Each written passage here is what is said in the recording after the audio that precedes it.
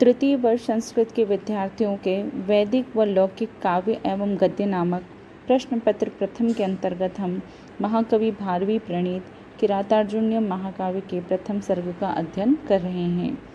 आज इसी अध्ययन क्रम में हम आगे के पद्यों का क्रमानुसार अध्ययन करेंगे। पूर्व के पद्यों में हमने देखा कि द्वैत वन में युधिष्ठिर के पास आए हुए किरात ने किस प्रकार दुर्योधन की राज्य कुशलता का विवेचन किया। इसी क्रम में हम देखते हैं कि युधिष्ठिर से किरात कहता है कि अनारतम तेन पदेषु लंबिता विभज्य सम्यग् विनियोग सत्क्रिया फलन्ति उपायाः परिबृहितायति रूपेत्य संघर्षम इव अर्थ संपदः। तेन अर्थात दुर्योधन, पदेषु अर्थात उपादेय वस्तुओं में अपने अपने योग्य अधिकार स्थानों में मित्र शत्रु आदि के विषय में सम्यक यथा योग्य विभज विभाग करके लंबिता समुचित स्थानों पर प्रयुक्त विनियोग सत्क्रिया समुचित प्रयोग ही जिसका सत्कार है, अर्थात अपने अपने उचित स्थानों पर इनका प्रयोग करके मानो इनका सत्कार किया गया हो।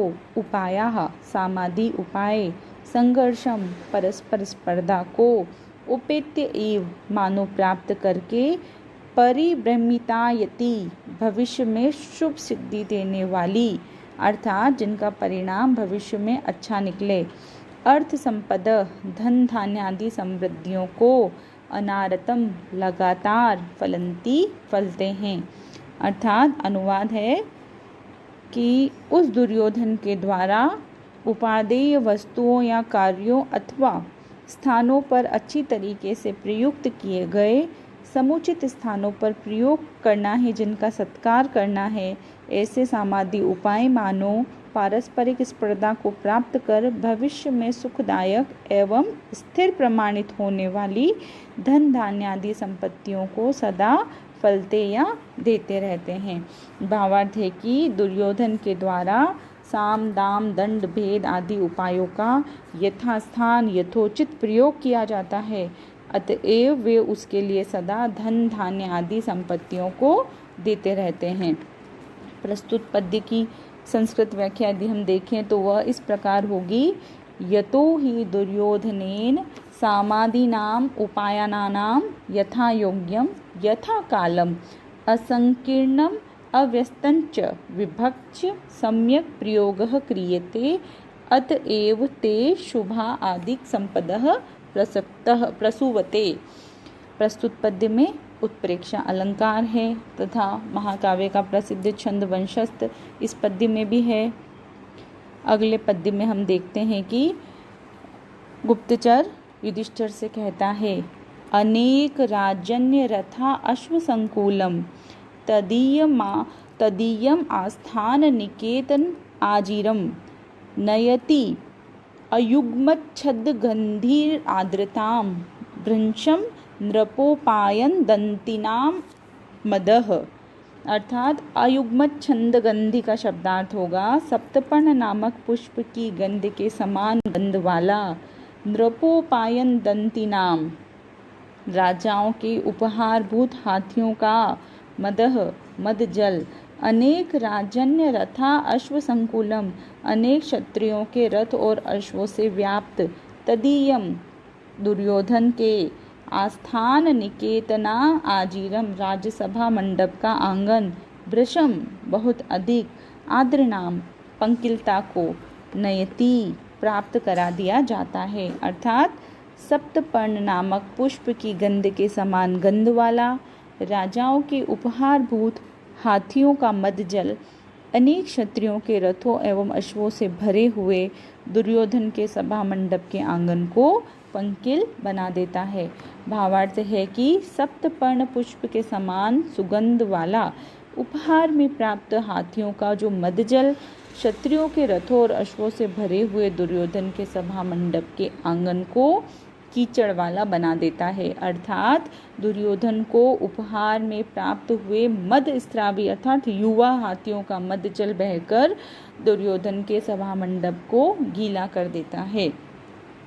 संस्कृत व्याख्या इसकी इस प्रकार होगी। उपहार लब्धानाम गजानाम मद जलेन दुर्योधनस्य सभा मंडप प्रांगणम यद अनेक क्षत्रिय रथाश्वास प्राप्तम आसित आद्री क्रियन्ते एतेन, इससे दुर्योधनस्य, दुर्योधन का महान वैभवो द्योत्यते, दुर्योधन का महान वैभव द्योतित होता है। अगले पद्य में हम देखेंगे युधिष्ठिर से गुप्तचर कहता है कि सुखेन लभ्या ददतः कृषि बलेर अकृष्टपच्या इव सस्य संपदः वितन्वती क्षेमम अदेव मात्रकाश्चिराय तस्मिन् कुर्वश्चकासति। अर्थात चिराय मतलब बहुत समय तक, तस्मीन उस दुर्योधन के, क्षेमम कुशलता को, वितन्वती करने पर, अर्थात कूप कुल्य आदि के निर्माण द्वारा और बांध आदि के निर्माण द्वारा प्रजा कल्याण के लिए, सस्य संपत्ति की वृद्धि के लिए निरंतर दुर्योधन द्वारा प्रयत्न करने पर अदेव मात्र का, मेघों के जल की अपेक्षा न रखने वाले अपितु नल कूपादि के जल पर ही निर्भर रहने वाले कुरवः, कुरु नामक जनपद विशेष, अकृष्टपच्या इव खेत जोतना आदि रूप पीयूष प्रयत्न के बिना स्वयमेव उत्पन्न होने और पकने वाले की तरह कृषि बले, कृषकों के द्वारा, सुखेन लभ्या अनायास ही प्राप्त करने योग्य, सस्य संपदा धान्यादि संपत्तियों को ददतः धारण करने वाले होकर चकासती शोभा पाते हैं। अर्थात बहुत समय तक उस दुर्योधन के प्रजा कल्याण करने पर यथावत पर्यवेक्षण के द्वारा, कूप कुल्य नदी आदि के प्रवर्तन के द्वारा और बांध आदि के निर्माण के द्वारा प्रजा क्षेम के लिए तथा धन धान्य की समृद्धि के लिए प्रयत्न करने पर मेघ जल की अपेक्षा न रखकर नदी कुल्य आदि पर ही निर्भर रहने वाले कुरु जनपद कर्षण आदि पुरुष प्रयत्न के बिना ही स्वयमेव उत्पन्न और पक जाने वाली ऐसी कृषकों द्वारा सुख से लभ्य धान्य आदि संपत्तियों को धारण करते हैं और सुखी रहते हैं। अतः संपन्न जनपदों वाला होने के कारण यह दुर्योधन दुस्साध्य ही है। इसका भावार्थ है कि दुर्योधन के द्वारा कृषि की वृद्धि के लिए नदी कुल आदि का प्रबंधन किया गया है तथा इस प्रबंधन कर प्रजा कल्याण करने से कुरु जनपद मेघ आदि पर निर्भर नहीं रहता है। किसानों द्वारा अनायास ही लभ्य धन धान्य आदि संपत्तियों को धारण करते हैं और सुखी रहते हैं। अतः संपन्न जनपदों वाला होने के कारण वह दुर्योधन दुस्साध्य ही है। संस्कृत व्याख्या इसकी इस प्रकार होगी।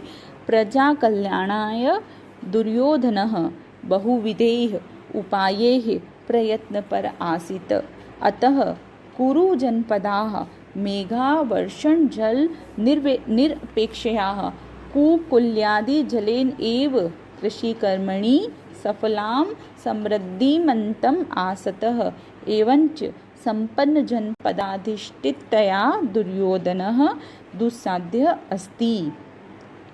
इस पद्य में दुर्योधन द्वारा कृषकों की समस्त समस्याओं का निराकरण कर दिया गया है। अतः कुरु जनपद धन धान्यादि से अति समृद्ध हो चुका है, यह अर्थ द्योतित होता है। अगले पद्य में हम देखें उदार कीर्तेर उदयम दयावतः प्रशांत बाधम दिशतो अभिरक्षया स्वयं प्रदुग्धे अस्य गुणेर उपस्नुता वसुपमानस्य वसुति मेदिनी।